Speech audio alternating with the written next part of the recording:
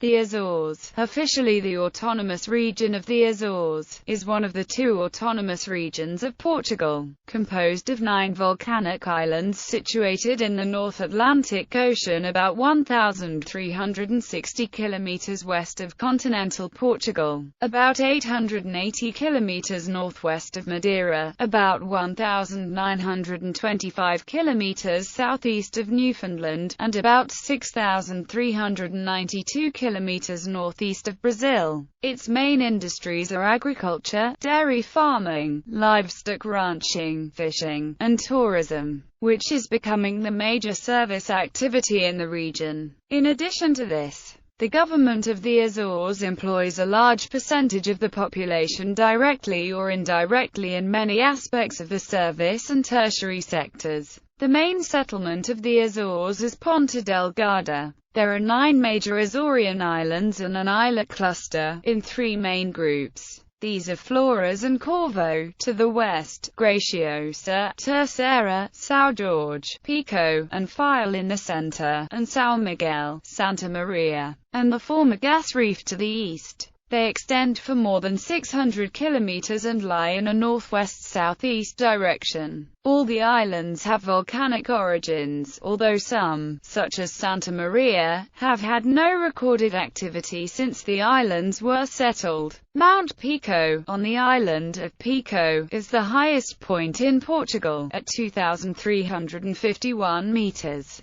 The Azores are actually some of the tallest mountains on the planet, measured from their base at the bottom of the ocean to their peaks, which thrust high above the surface of the Atlantic. The climate of the Azores is very mild for such a northerly location, being influenced by its distance to continents and the passing Gulf Stream. Because of the marine influence, temperatures never get hot or cold, but remain mild year-round. Daytime temperatures normally fluctuate between 16 degrees Celsius and 25 degrees Celsius depending on season. Temperatures above 30 degrees Celsius or below 3 degrees Celsius are unknown in the major population centers. It is also generally wet and cloudy. Because these once uninhabited and remote islands were settled sporadically over a span of 2 centuries, the culture, dialect, cuisine, and traditions vary considerably. History. A small number of alleged hypogea, earthen structures carved into rocks that were used for burials, have been identified on the islands of Corvo,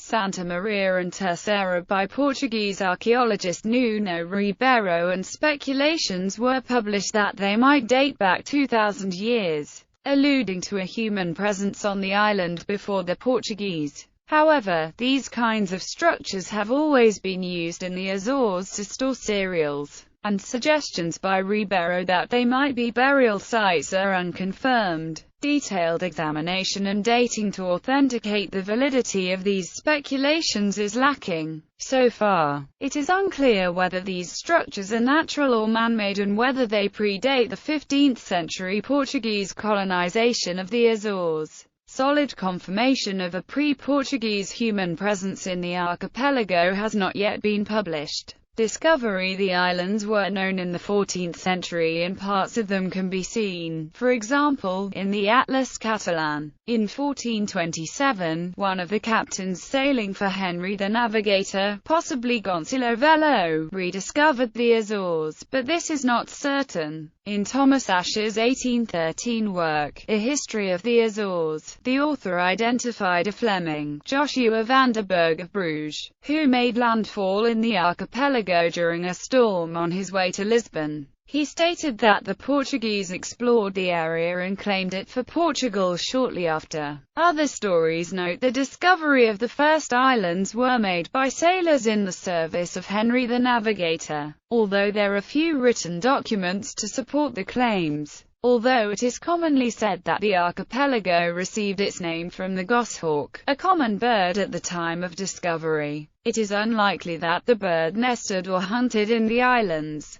Settlement. At some point, following the discovery of Santa Maria, sheep were let loose on the island before settlement actually took place. This was done to supply the future settlers with food because there were no large animals on the island. Settlement did not take place right away, however. There was not much interest among the Portuguese people in an isolated archipelago hundreds of miles from civilization. However, Cabral patiently gathered resources and settlers for the next 3 years and sailed to establish colonies on Santa Maria first and then São Miguel next. Settlers cleared bush and rocks to plant crops, grain, grapevines, sugarcane, and other plants suitable for local use and of commercial value. They brought domesticated animals, such as chickens, rabbits, cattle, sheep, goats, and pigs, and built houses and established villages. The archipelago was settled over the centuries largely from mainland Portugal. Portuguese settlers came from the provinces of Algarve, Minho, Alentejo and Ribatejo as well as Madeira. São Miguel was first settled in 1444. The settlers, mainly from the Estremadura, Alto Alentejo and Algarve areas of continental Portugal, under the command of Gonçalo Velho Cabral, landing at the site of modern-day Povoacão. Many of the early settlers were also Portuguese Sephardic Jews who fled the pressures of Inquisition in mainland Portugal. In 1522 Vila Franca do Campo, then the capital of the island, was devastated by a landslide caused by an earthquake that killed about 5,000 people, and the capital was moved to Ponta Delgada. The town of Vila Franca do Campo was rebuilt on the original site and today is a thriving fishing and yachting port.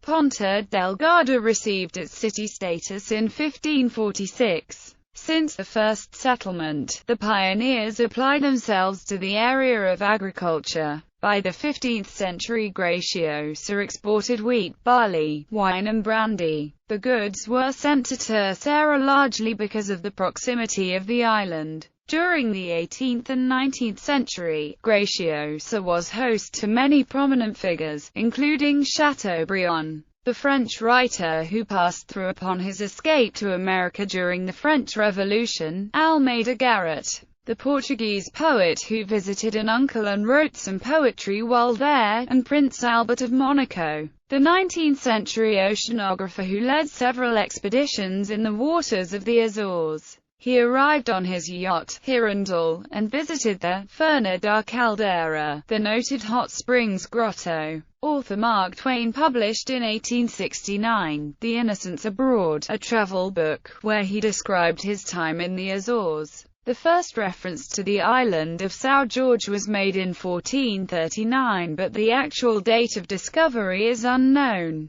In 1443 the island was already inhabited, but active settlement only began with the arrival of the noble Flemish native Wilhelm van der Hagen. Arriving at Topo, where he lived and died, he became known as Guillaume da Silveira to the islanders. João Vaz Cortreal received the captaincy of the island in 1483. Velas became a town before the end of the 15th century. By 1490, there were 2,000 Flemings living in the islands of Terceira, Pico, File, São Jorge and Flores. Because there was such a large Flemish settlement, the Azores became known as the Flemish Islands or the Isles of Flanders. Prince Henry the Navigator was responsible for this settlement.